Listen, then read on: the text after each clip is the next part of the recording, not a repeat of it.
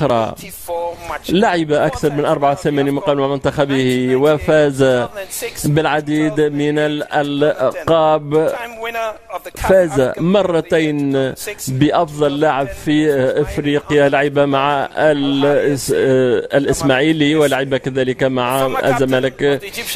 القائد السابق للمنتخب المصري السيد أحمد حسن.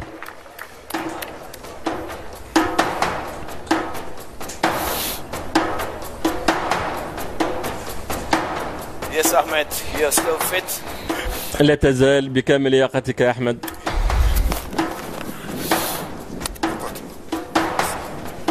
السلام عليكم. وعليكم السلام. كله تمام؟ الحمد لله كله تمام.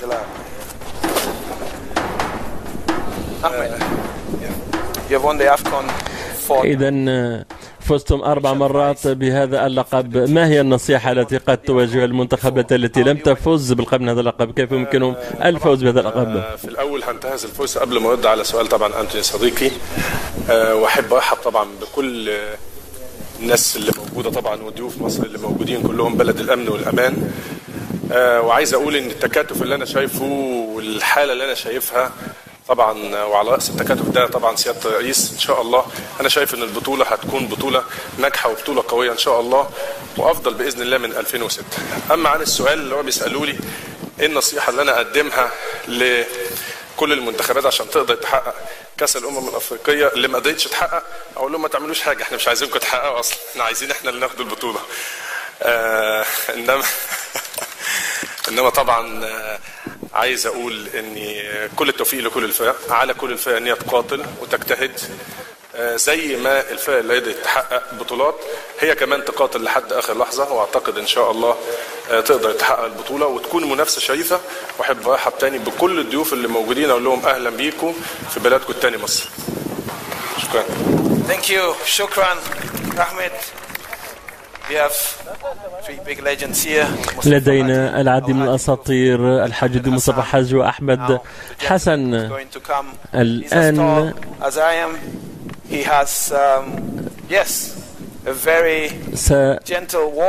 سنستقبل،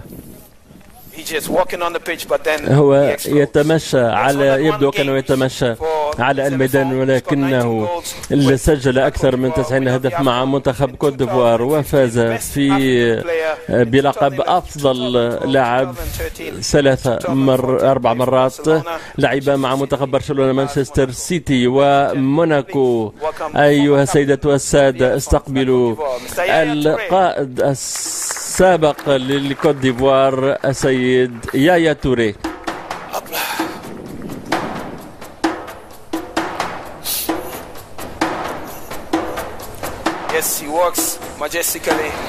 يمشي بطريقة ملكية مثل ما يفعل على الميدان.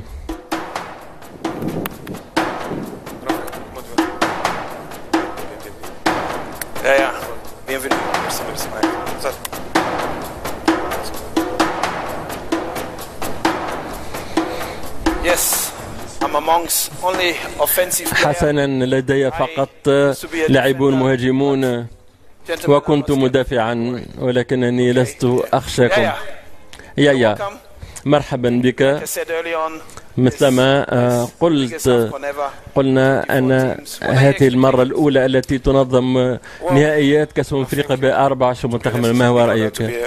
حسنا، هو شرف كبير أولا أن أتواجد بين ظهرانيكم، وأشكر السيد رئيس الاتحاد الأفريقي على استضافتي.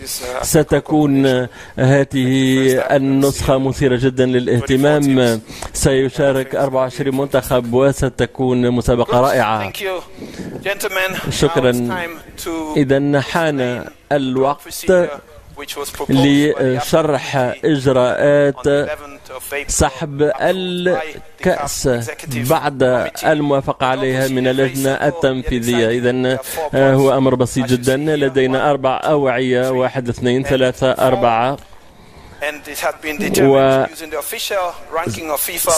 وسنستخدم خاصة ترتيب الفيفا الأخير. لدينا المنتخب المصري الذي سيكون بطريقة أوتوماتيكية في المستوى الأول، مستوى ألف، لأنه البلد المنظم، ثم البلد الحائز آخر مرة الكاميرون، ثم السنغال والمنتخب التونسي، كلهم في المستوى الأول. في المستوى الثاني لدينا كوت ديفوار، كونغو، غانا، كينيا ومالي. ولدينا في المستوى الثالث بنين، كينيا، موريتانيا، مدغشقر، جنوب افريقيا ويوغندا.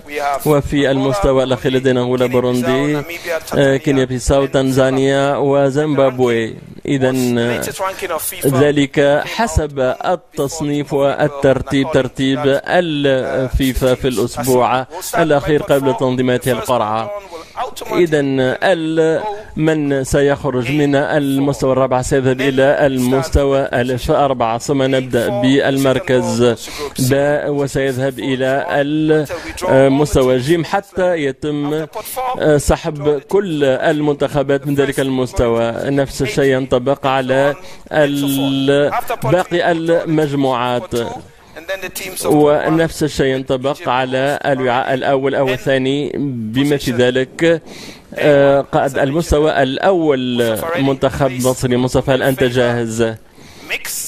حسنا، لتتفضل بخلط الكرات بطريقة جيدة.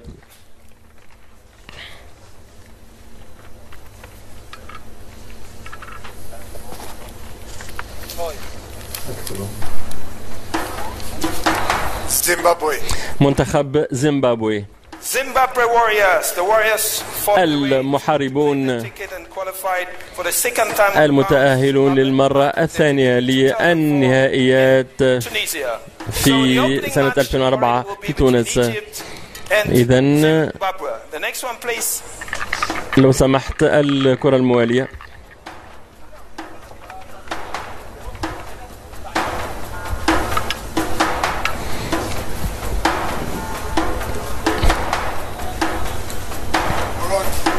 منتخب بوروندي. بوروندي الذي بدأ سنة 76 أخيرا يصل إلى نهائيات كأس أفريقيا للمرة الأولى في تاريخه.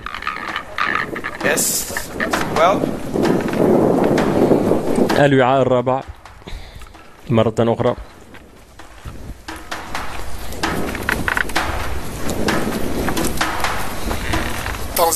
منتخب تنزانيا. إذا بعد 35 سنة يعود إلى نهائيات كأس إفريقيا.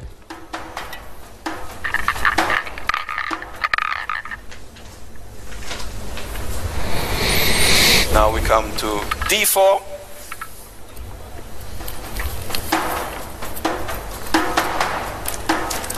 ناميبيا. منتخب ناميبيا.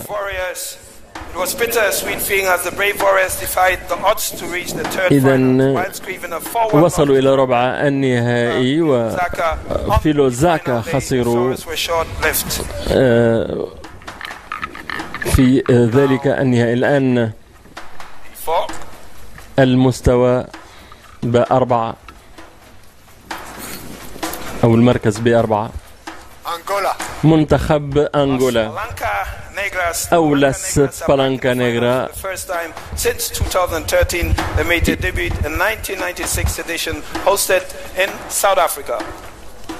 شاركوا في نسخة جنوب إفريقيا، سيكونون في المستوى الرابع.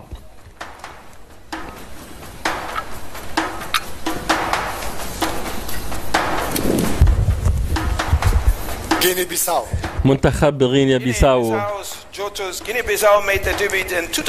غينيا بيساو شاركوا في نسخة الغابون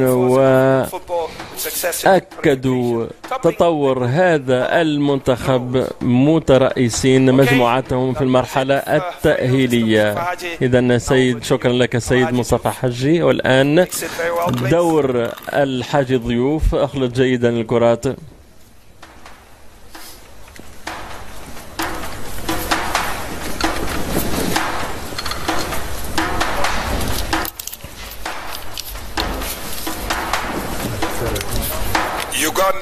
منتخب أوغندا.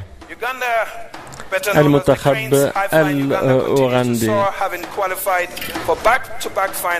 إذن خسروا أمام غانا 2-0 في النهائي.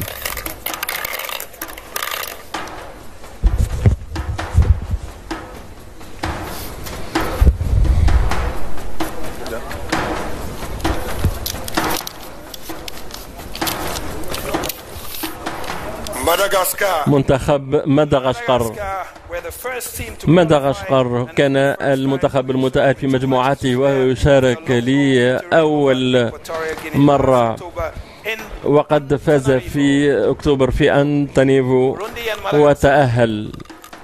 إذن مدغشقر وبوروندي.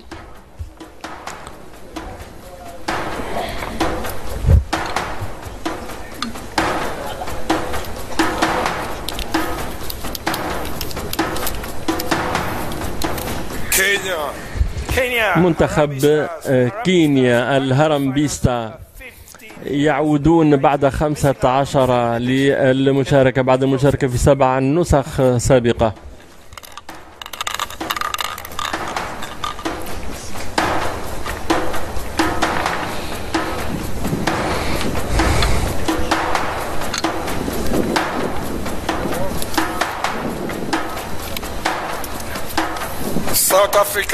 منتخب جنوب افريقيا البافانا كان الأخير الذي قطع التذكرة للتأهل بعد الفوز على ليبيا في مدينة صفاقس بالجمهورية التونسية.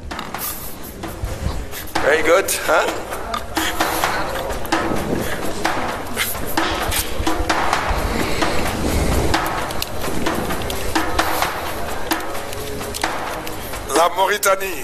منتخب موريتانيا. المنتخب الموريتاني الذي يتأهل لأول مرة في تاريخ نهائيات كأس إفريقيا.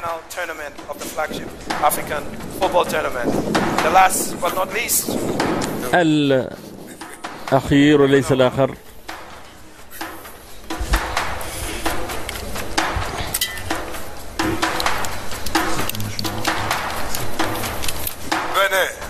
منتخب البنين يتأهلون لأول مرة وقد فازوا على منتخب التوغو وتمكنوا من التأهل. بنين وغينيا بيساو. الآن ننتقل إلى الوعاء الثاني مع سيد أحمد حسن. لازم هجيب حد يبقى تقيل عشان ما يقولوش بس ان احنا مظبطين.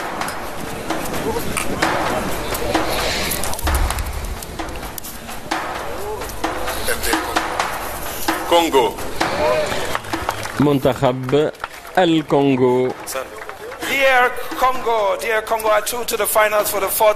إذن وصل 4 مرات وكان الفهود وصلوا في المركز الثالث في 99.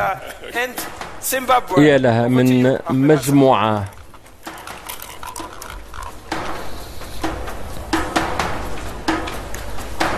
كده نفتح براحتنا بقى خلاص مفيش مشكلة.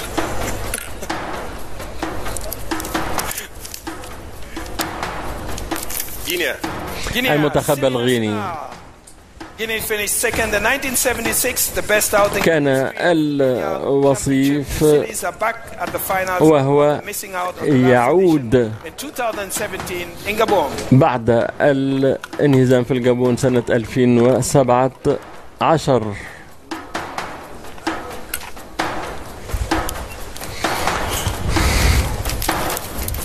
الجزائر. المنتخب الجزائري. إذن الثعالب يتأهلون لنهائيات بعد المشاركة الأخيرة في سنة 2013.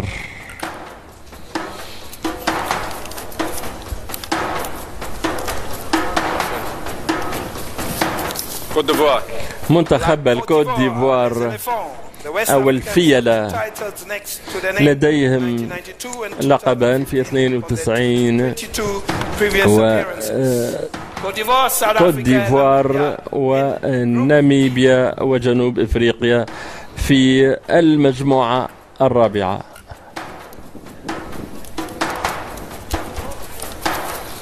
مالي منتخب مالي. Mali, Les Aigles have been a constant force at the final tournament since 2008, winning bronze in 2012 and فاز إذن في 2012 وفي 2013 وتأهل للنهائي.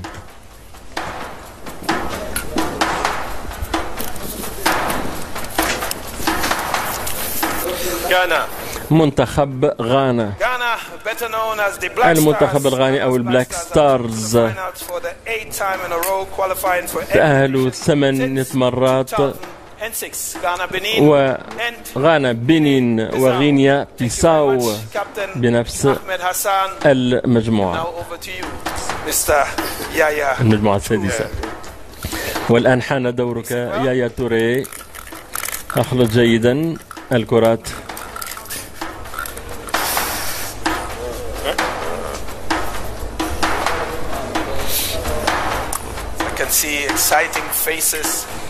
أرى وجوها يملأها التشويق والإثارة، تشويق كبير. المنتخب النيجيري، المنتخب النيجيري أو السوبر إيجلز النسور يعودون بعد الغياب في آخر نسختين، نيجيريا، غينيا، مدغشقر وبوروندي.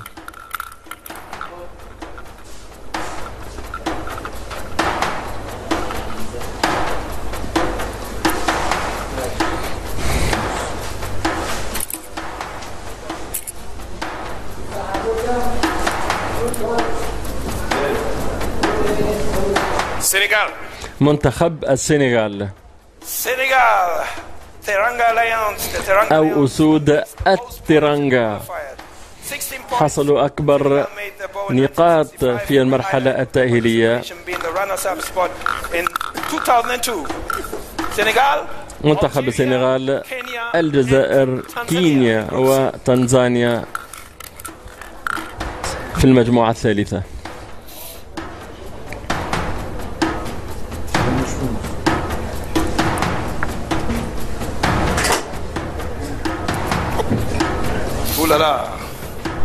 Sorry. No problem.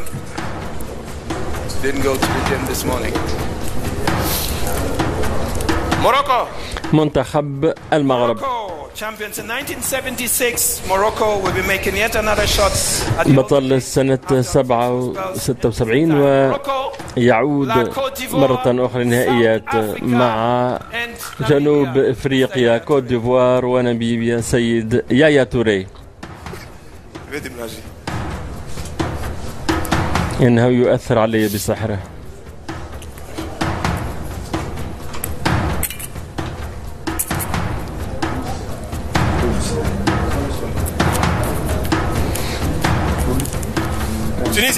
منتخب تونس. المنتخب التونسي لديه رقم قياسي في التأهل للنهائيات، وحاصل على اللقب على أرضه سنة 2004. المنتخب التونسي، مالي، موريتانيا وأنغولا. مجموعة قوية جدا. والآن آخر سحب.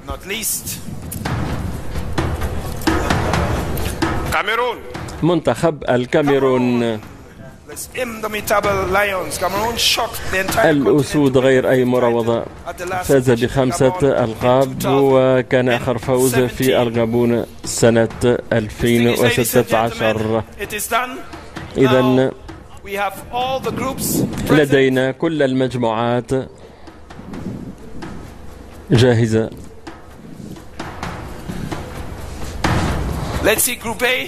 المجموعة الأولى مصر، الكونغو، أوغندا وزيمبابوي. إذن مصطفى، ما رأيك في هذه المجموعة؟ أعتقد أن المنتخب